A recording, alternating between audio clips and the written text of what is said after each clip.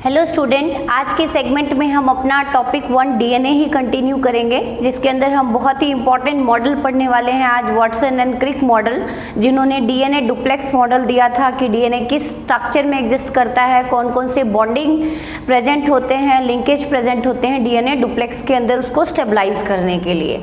तो now first come over Watson and Crick model of DNA. Before explaining this model, मैं थोड़ा सा आपको बता दूं कि this model of DNA is based over X ray crystallography which is proposed by Wilkins and Franklin.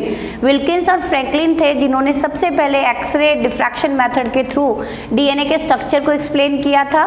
दूसरा जो थे अरविंद चारगव थे, जिन्होंने इक्विवेलेंस रूल दिया था, प्रपोज सम जनरलाइजेशन रिस्पेक्टिव या with respect to DNA duplex structure, कि किस तरह के बेस पेयर होते हैं, कैसी बॉन्डिंग बनाते हैं, कितना अमाउंट होता है प्यूरिन एंड पायरिमिडीन्स का डीएनए के अंदर, वो किन्होंने एक्सप्लेन किया था, अरविंद चारगव ने। तो इन दोनों की जनरलाइजेशन को कंसीडर करके वाटसन एंड क्रिक ने क्या प्रपोज किया था बेटा, डीएनए डुप्लेक्स मेथड इन 1953 में उन्होंने डीएनए के स्ट्रक्चर को एक्सप्लेन किया था। इंपॉर्टेंट आता है ये आपके निट में भी कि किस ईयर में DNA duplex model of DNA आया था और किन्होंने प्रपोज किया था, वाटसन एंड क्रिक ने। और 1962 में इन्होंने शेयर की थी common Nobel prize with Watson, Crick and Wilkins. तो first explaining the Watson and Crick model, come over कि ये किसके ऊपर बेस्ड है। तो it is based over X ray diffraction pattern, and this pattern first obtained by Wilkins and Franklin, जो कि इन्होंने ऑब्टेन किया था, Wilkins and Franklin, again in 1953। Second जो क्रिक मॉडल है, डीएनए डुप्लेक्स मॉडल है, it is also based over, जो इसके अंदर बॉन्डिंग है, बेस पेयरिंग है, इसका कॉन्सेप्ट सबसे पहले किसने प्रपोज किया था, Arvind चारगव proposed equivalence rule and complementary base pair rule. What do you mean by complementary base pair rule? Adenine always form bond with thymine and cytosine always pair with guanine. तो ये complementary base pair rule किन्होंने दिया था, चारगव ने इन 1950। तो इन दोनों के generalisation पे, diffraction pattern पे और चारगव के पोस्टुलेट के ऊपर ही हमारा बेस्ड है कौन सा model, Watson and Crick model. तो ये आपको पता होना चाहिए कि जो डीएनए डुप्लेक्स मॉडल प्रपोज किया था वाटसन एंड क्रिक ने, वो किन दो जनरलाइजेशन पे बेस्ड है, इन दोनों के जनरलाइजेशन पे बेस्ड है। And now third which is the most important, Watson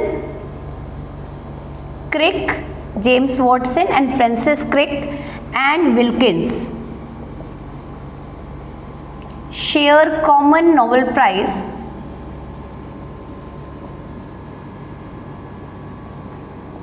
in 1962 for DNA duplex model.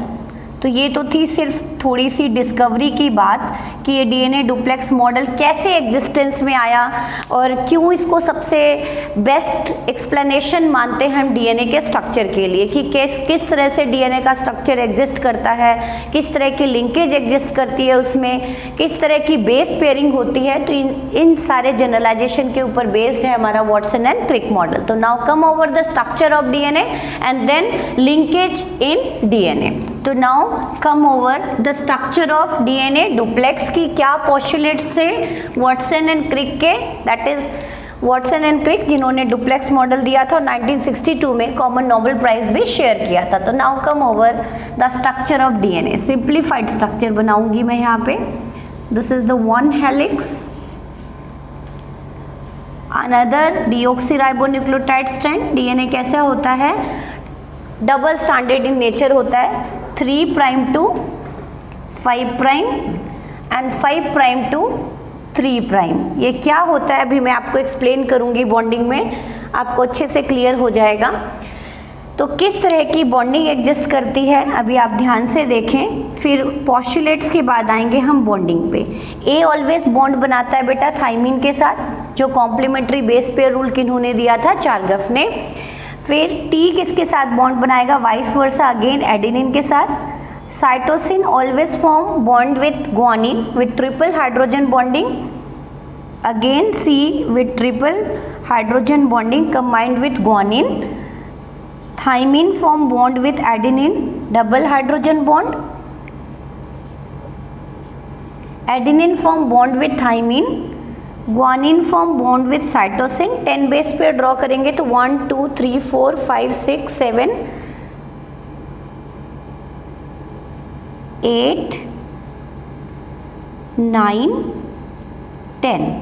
तो अब आ जाते हैं हम थोड़ा सा स्ट्रक्चर के ऊपर कि जो वाटसन एंड क्रिक मॉडल है it is based over x ray diffraction pattern which is first carried out by Wilkins and Franklin.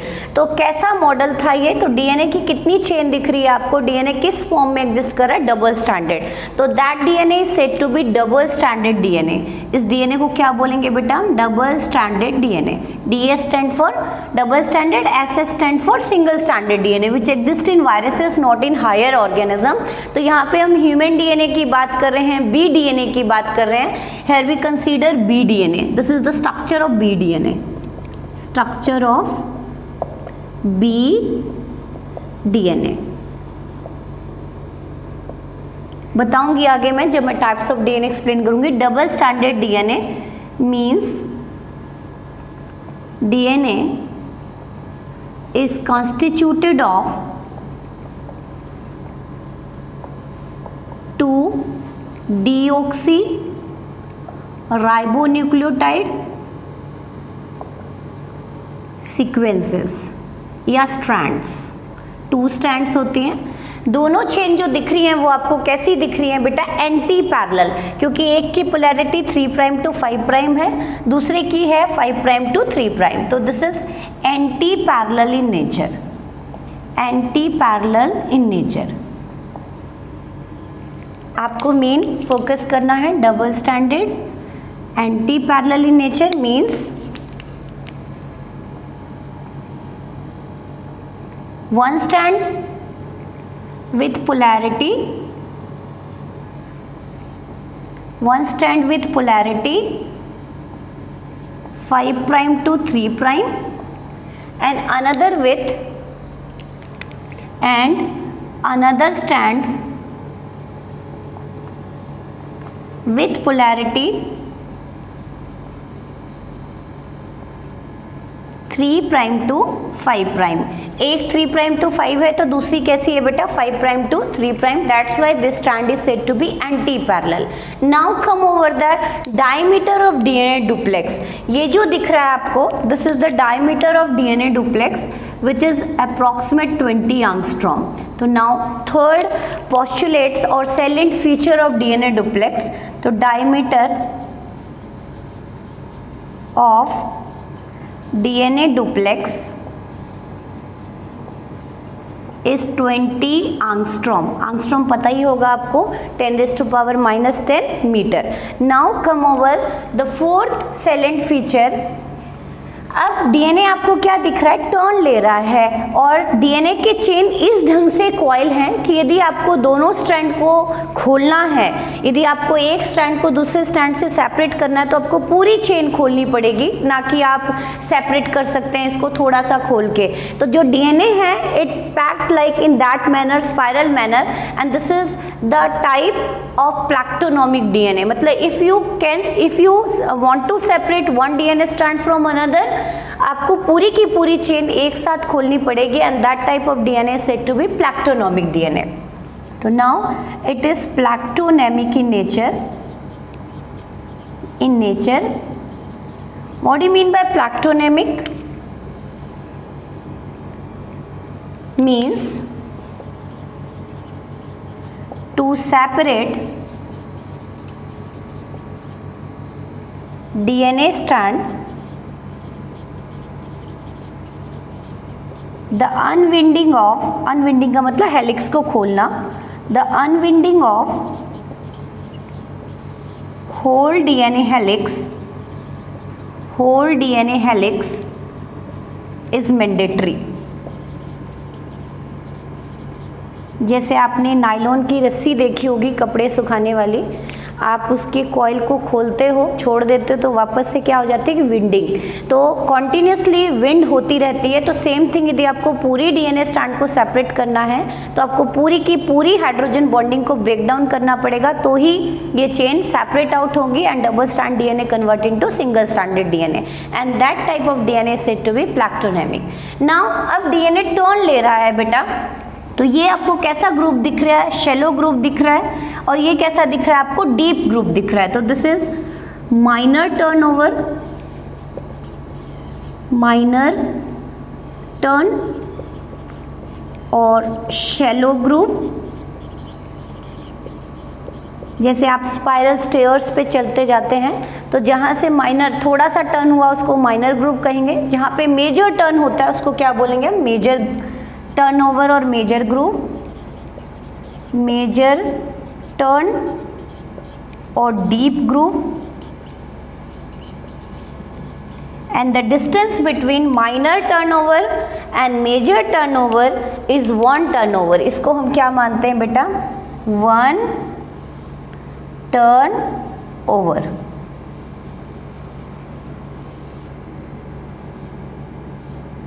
This is 1 turnover. So how can you define 1 turnover?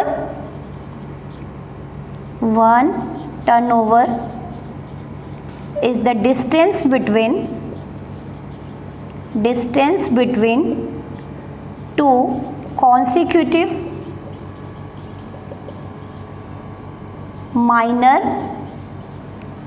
and major turn, और simply कहें तो distance between minor groove, shallow groove and deep groove के बीच में distance. Then how many base pair is present in 1 turnover. अब यदि हम बात करें कि जरूरी नहीं है कि सभी डीएनए में 1 टर्नओवर में 10, जैसे मैं कहूँ कि एक टर्न आप ले रहे हो, स्पाइरल स्टेयर्स चलते आ रहे हो, तो जरूरी नहीं है हर बार 10 स्टेप्स ही हो, 12 स्टेप्स भी आ सकती हैं टर्न के अंदर, 13 स्टेप्स भी आ सकते हैं, 9 स्टेप्स भी आ सकते हैं। लेकिन यदि हम यहाँ पे बी डीएनए को कंसीडर कर रहे हैं तो बी डीएनए में कितने बेस पेयर आते हैं बेटा, एक टर्नओवर के अंदर 10 बेस पेयर। यदि हम जेड डीएनए की बात करें तो उनके अंदर कितने बेस पेयर आ जाएंगे, 12 बेस पेयर। तो depending over the number of base pair in 1 turnover, DNA are of various type A, B, C, D and Z type. So now come over 1 turnover consists of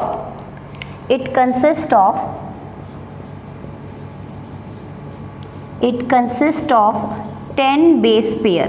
BP stand for base pair. बार बार ये term use होगा बेटा, तो हम short में ही लिखेंगे इसको base pair. Clear. अब आती है कि 1 टर्नओवर की जो लेंथ है वो कितनी होती है, 34 एंगस्ट्रॉम। यहाँ पे डायमीटर कितना है, 20 angstrom, length of 1 turnover is 34 angstrom. तो now the next salient feature, या आप कहें length of 1 turnover, sorry, length of 1 turnover is 34 angstrom and the distance between each consecutive base pair, एक टर्नओवर में कितने आपको दिख रहे हैं बेस पेयर, 10, तो हर एक बेस पेयर के बीच में डिस्टेंस कितना होगा, 3.4 एंगस्ट्रॉम। तो डिस्टेंस बिटवीन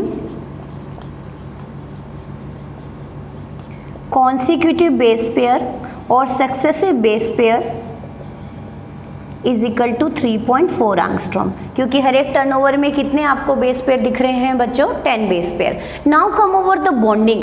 अब आपको ये डीएनए का स्ट्रक्चर दिख रहा है, तो ये जो डीएनए का आपको मेन बैकबोन दिख रही है, दिस इज द बैकबोन। ये क्या है बेटा, एक्चुअल में बैकबोन। तो this backbone is constituted of sugar and phosphoric acid and nitrogenous base projecting inside in right handed direction। आप यदि बात करें कि ये किससे मिलके बना है, sugar phosphoric acid, sugar phosphoric acid, sugar phosphoric acid, तो this is the backbone and the sugar projecting inside the helix, helix के अंदर की तरफ प्रोजेक्टिंग है। एंड अगेन ये भी हेलिक्स है, इसका भी बैकबोन किससे बना है बेटा, sugar phosphoric acid in alternate manner and nitrogenous base projecting bonding inside, and the nitrogenous base of one helix or one DNA strand form bond with another DNA strand, and the single strand DNA transform into double strand DNA. तो now come over the other salient feature of DNA की किस तरह की bonding होती है उनके बीच में, किसका बना है बैकबोन. तो now come over the other silent feature और bonding in DNA duplex. Bonding in DNA duplex. Other silent feature bonding in DNA duplex. तो 3 तरह की बॉन्डिंग हम डिस्कस करेंगे आज. फर्स्ट बॉन्डिंग इज, चलो पहले मैं बॉन्डिंग एक्सप्लेन कर दूं, समझा दूं आपको किस तरह की बॉन्डिंग होगी. First you can draw the structure of deoxyribose because in DNA which type of sugar is present, deoxyribose sugar. तो this is OH H H H at second position, at third position HOH, and this is CH2 OH, and this is H. Again I numbering here. First position of carbon, second position, third position, fourth position, and this is the fifth position, and this is the structure of deoxyribose. Now अब बात आती है कि जो यहाँ पे हम phosphoric acid को सिंपली P से रिप्रेजेंट करेंगे, और नाइट्रोजिनस बेस पेयर मैंने आपको प्रीवियस लेक्चर में एक्सप्लेन किया था. Purine are adenine and guanine, और pyrimidine is cytosine and thymine. In DNA instead of uracil thymine is present, whereas in RNA instead of thymine uracil is present. Clear है आपको? And cytosine is common pyrimidine in both DNA and RNA. तो here this phosphoric acid form bond with OH hydroxyl group. Again I draw a next successive deoxyribose sugar. ध्यान से देखें आप, थोड़ा सा helix छोटा बड़ा हो सकता है. OH H बॉन्डिंग जनरलाइज बना रही हूँ मैं. HH, this is again HOH, CH2 OH, and again numbering दे देते हैं हम इसको समझाने के लिए. ग्रीन पेन से दे देते हैं ताकि क्लियर रहे आपको. 1 2 3 4 5, यहाँ पे हमारा रह गया H. तो अब आप देखें कि जो फॉस्फोरिक एसिड है यहाँ पे प्रेजेंट है बेटा. इस फॉस्फोरिक एसिड ने बॉन्ड बनाया. फॉस्फोरिक एसिड का फॉर्मूला हमने पढ़ लिया था, H3PO4 P double bond O OH OH and OH. तो यहाँ पे OH किसका है बेटा? OH किसका है यहाँ पे? फॉस्फोरिक एसिड का. और OH किसका है यहाँ पे? आप देखें शुगर का. तब जब OH फॉस्फोरिक एसिड का एंड OH शुगर का कंबाइंड होगा तो किस चीज़ की क्या रिलीज होगा यहाँ से? Water. That's why this reaction is said to be condensation reaction. And the bond form between phosphoric acid and alcohol, the bond form between acid and alcohol is ester type. That's why this bonding is said to be ester bond. Form bonding with. तो यहाँ पे जो phosphoric acid है successively वो bond बना रहा है बेटा, ester bond. 3 prime carbon of 1 sugar and 5 prime carbon hydroxyl group located at 5 prime carbon of next sugar. तो कितने एस्टर बॉन्ड बनाए उसने? 2 बनाए. And that's why this bonding is said to be phosphodiester linkage. तो now come over कि क्या naming देंगे हम इस बॉन्डिंग को. तो this is phosphodiester linkage. Phosphodiester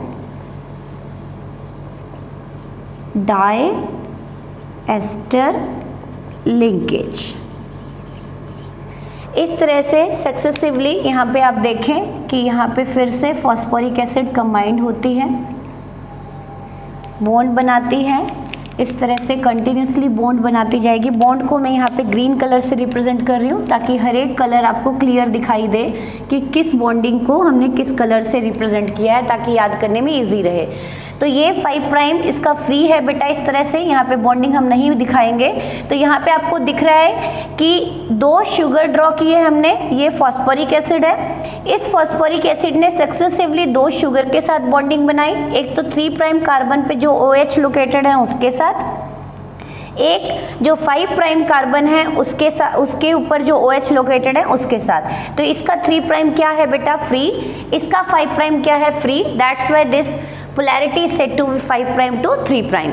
Now this first carbon and their OH group form bond with nitrogenous base pair. तो here nitrogenous base pair, suppose adenine, suppose this is adenine, तो ये bond बनाएगा इसके साथ और इस बॉन्ड को हम रिप्रेजेंट कर देते हैं रेड कलर से। अब मैंने आपको पहले ही बताया था कि जो प्यूरीन है उसके कौन से नाइट्रोजन से ये बॉन्डिंग बनती है, नाइन्थ पोजीशन वाले नाइट्रोजन से। एक बार फिर से रिकॉल कराती हूँ, प्यूरीन के अंदर, purine is bicyclic ring structure और इसमें नाइट्रोजन की पोजीशन होती है 1 3 7 9 और pyrimidine में जो पोजीशन होती है pyrimidines में वो पोजीशन होती है नाइट्रोजन की 1 और 3 पोजीशन। क्लियर? तो जो फर्स्ट प्राइम पोजीशन पे OH ग्रुप है वो एडेनिन के किस पोजीशन के नाइट्रोजन के साथ बॉन्डिंग बना रहा है, 9। तो इस बॉन्ड को हम क्या बोलेंगे, ग्लाइकोसिडिक बॉन्ड और बॉन्ड फॉर्म बिटवीन, तो now this is said to be glycosidic bond और नाइट्रोजन के साथ बनी है इसीलिए हमने इसको क्या कह दिया, N glycosidic bond. Again adenine and guanine क्या थे आपके, प्यूरीन थे और साइटोसिन एंड थायमीन क्या थे आपके, पायरिमिडिन। तो here again here I represent this first carbon hydroxyl group form bond with, suppose it form bond with thiamine, तो थायमीन बिलोंग टू पायरिमिडिन। तो again this is an glycosidic bonded, जो किधर है ring के, जो helix के कहाँ पे है, प्रोजेक्टिंग इनसाइड। तो आपको कौन कौन सी बॉन्डिंग नजर आई बेटा, यहाँ पे फिर से देखें कि फर्स्ट इज फॉस्फोडाइस्टर बॉन्ड, ये तो अपनी बैकबोन चली आ रही है और जो 1 प्राइम पोजीशन पे OH ग्रुप है वो किसके साथ बॉन्ड बनाएंगे, वो बॉन्ड बनाएंगे nitrogenous base pair. If it is purine then कैसे आप रिप्रेजेंट करोगे, C1 of sugar form bond with nitrogen 9, N9 of nitrogenous base pair. Again this is C1 of sugar and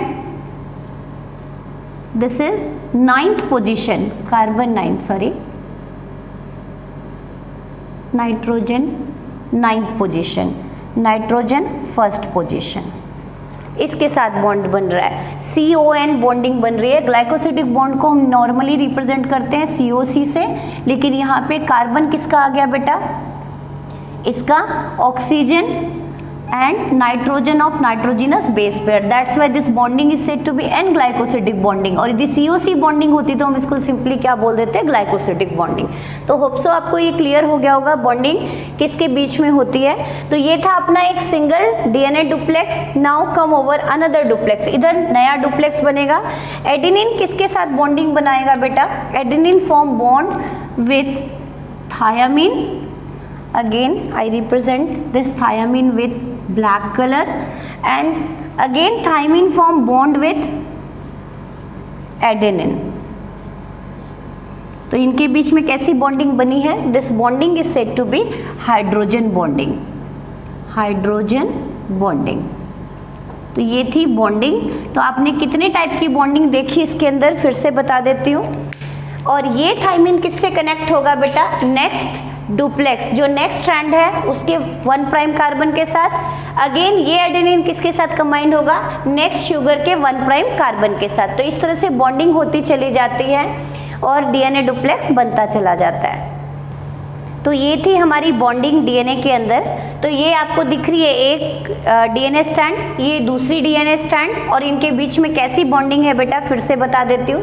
तो next salient feature of DNA duplex की जो double helix का backbone है वो किस बॉन्डिंग से मिलके बना है, फॉस्फोडाइस्टर लिंकेज से।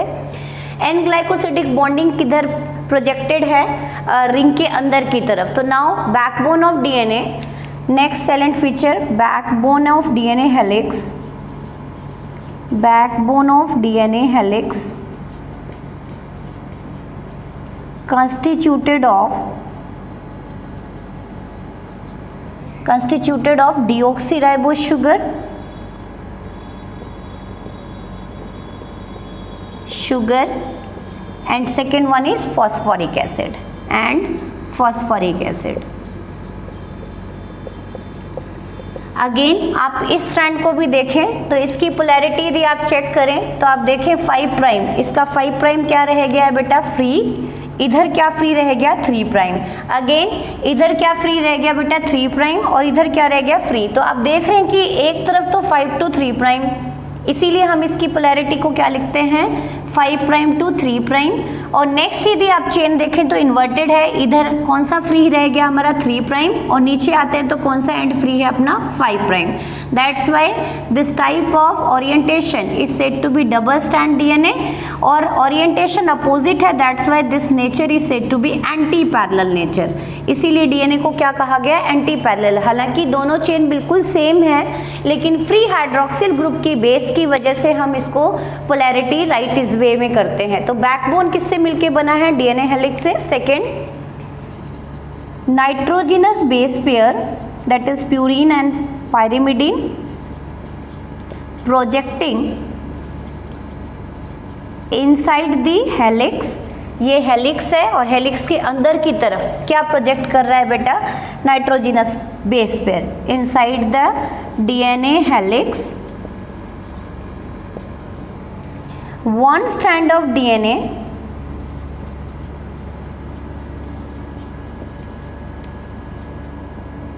stabilized via with another strand of DNA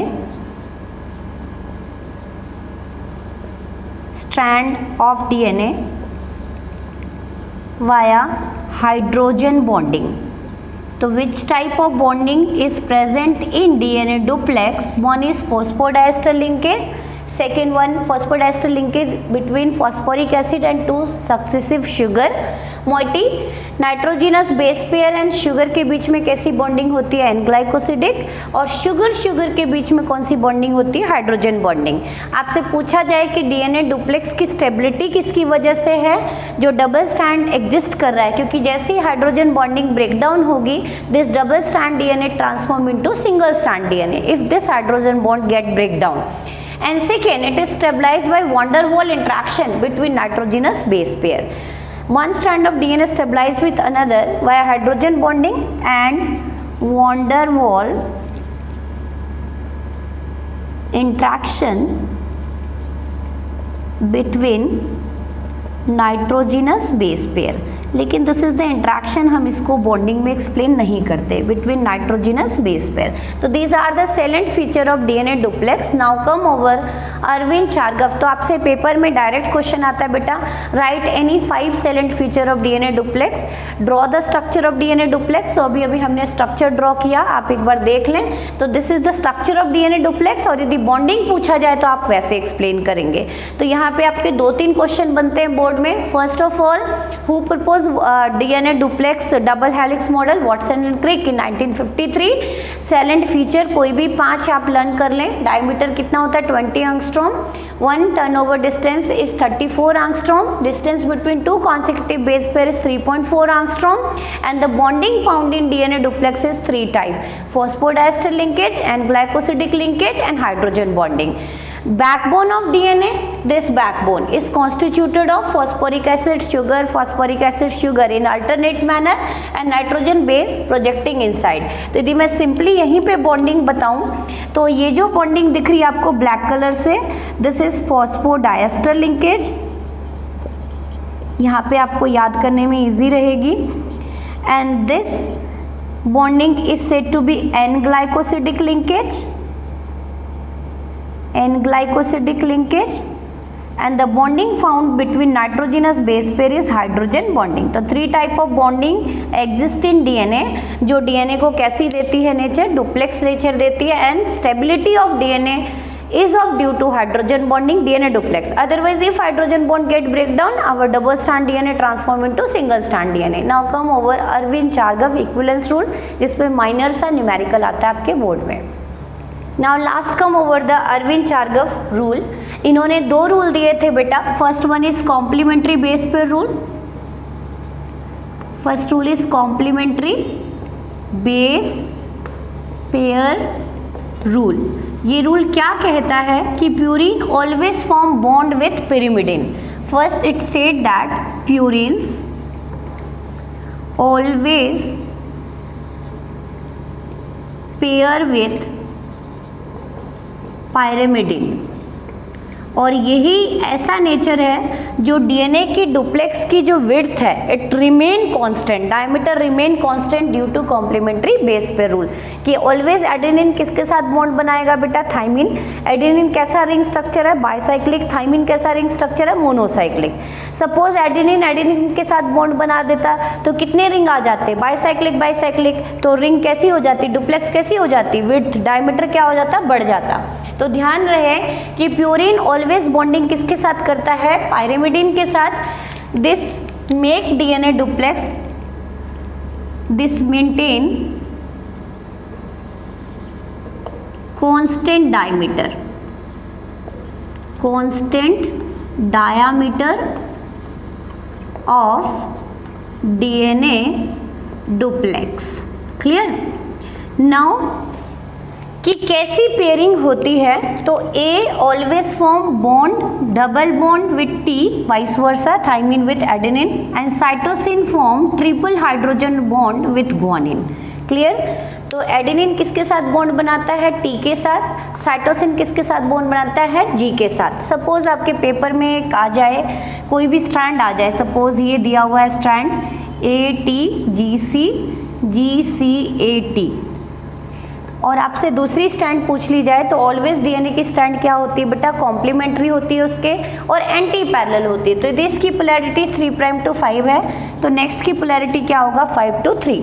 ए ने किसके साथ बॉन्ड बनाया, थाइमिन के साथ डबल. टी ने किसके साथ बनाया, एडेनिन के साथ. ग्वानिन ने किसके साथ बनाया, साइटोसिन के साथ. साइटोसिन ने किसके साथ बनाया, guanine. Again G form with C, C form bond with G, A form with T and T form bond with A and polarity 5' to 3'. So this make DNA duplex with constant diameter. And the second rule is equivalence rule. Equivalence rule क्या कहता है ये equivalence rule?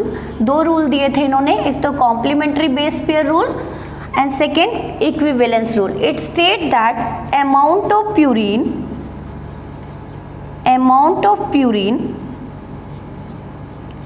always equal to amount of pyrimidine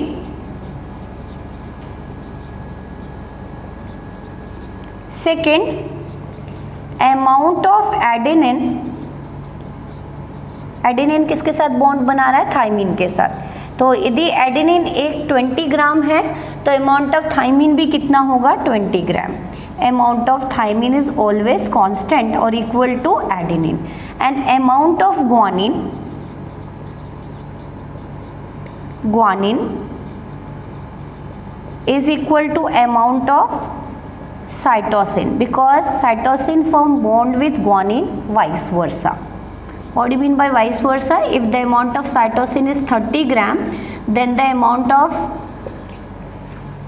guanine is also 30 gram. एक question आता है, कैसा question आता है वो कर लेते हैं हम, इसी के ऊपर बेस्ड आता है. इन DNA duplex the amount of cytosine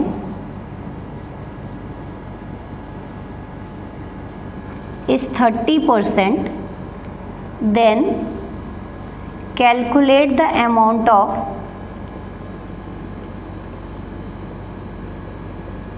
thymine.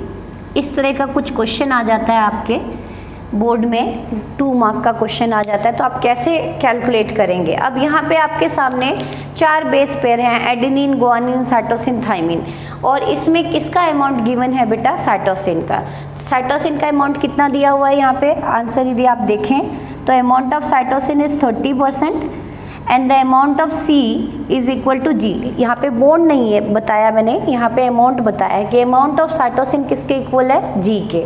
इसका मतलब ग्वानिन भी कितने परसेंट हो गया, hence guanine is again 30%.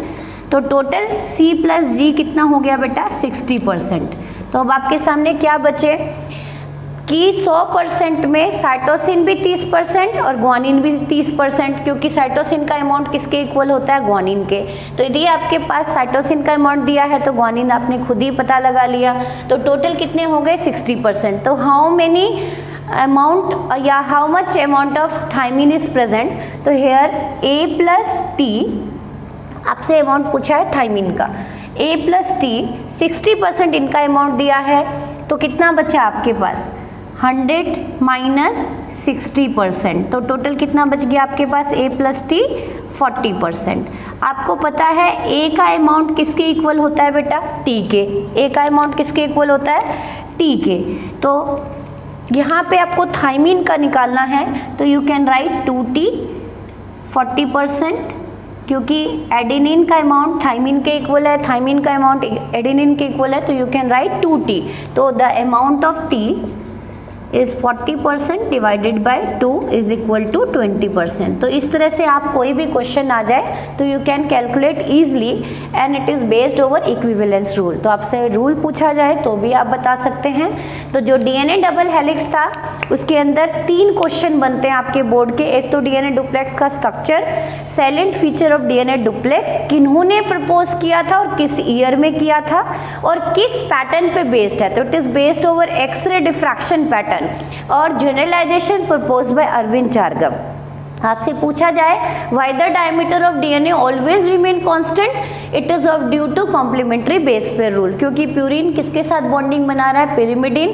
Purine is bicyclic ring structure whereas pyrimidine is monocyclic ring structure, but if suppose pyrimidine form bond, suppose thymine dimer बन जाता है, T form bond with T, तो helix क्या हो जाएगा, destabilise हो जाएगा, जिसको हम म्यूटेशन कहते हैं, जीन म्यूटेशन, उसकी हम बात नहीं कर रहे।